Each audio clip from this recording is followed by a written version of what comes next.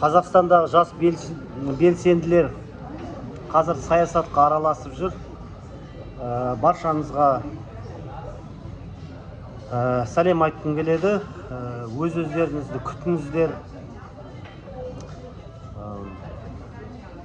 Сіздерге бір енді ақыл айтатын мен ондай дәрежеге әлі жеткен жоқпын. Бірақ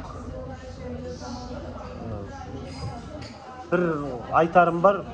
Үлкендер тыңдамай-ақ қойыңыздар. Әсіресе мынау коммунистік жүйеден шыққан ақыл айтқыштар, мынау өздері қолынан түк келмейді, жасай алмайды, тек қана сөйлейді, интервью береді. Олар тыңдамаңыздар.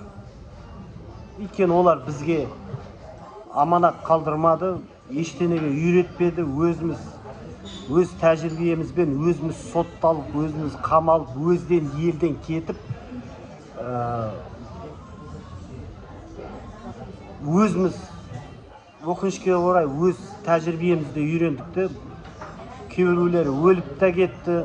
Сондықтан жас белсенділер, сіздер аман болыңыздар, бізбен байланысқа шығып тұрыңыздар. Біз мынау шетелде тәжірибе алып, қазір мен Түркиядамын, осы демократия институттары қалай дамыған, осы тәжірибемізді Қазақстанға әкеліп, жақсы керек жерлерін алып, біздің мақсатымыз сол, миссиямыз. Ал сіздердің мақсаттарыңыз қатар адам саны, белсенділер көбейіп, халықтың көзі ашылып, сіз қаншалықты көп болсаңыздар, халық боп, тобыр емес халық. Сіз көп болған сайын бізге, елге келуін уақыты да қысқаратты. Сендер мықты болсаңдар, сіздер бізді елге қайтара аласыздар. Бұлай уақыт қазір енді бәрі түрмеде отыр. Кейбіреулер өліп қалған, біз шетелдеміз. Сондықтан белсенділер,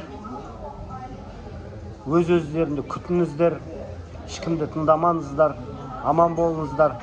Түркиядан дұғай сәлем.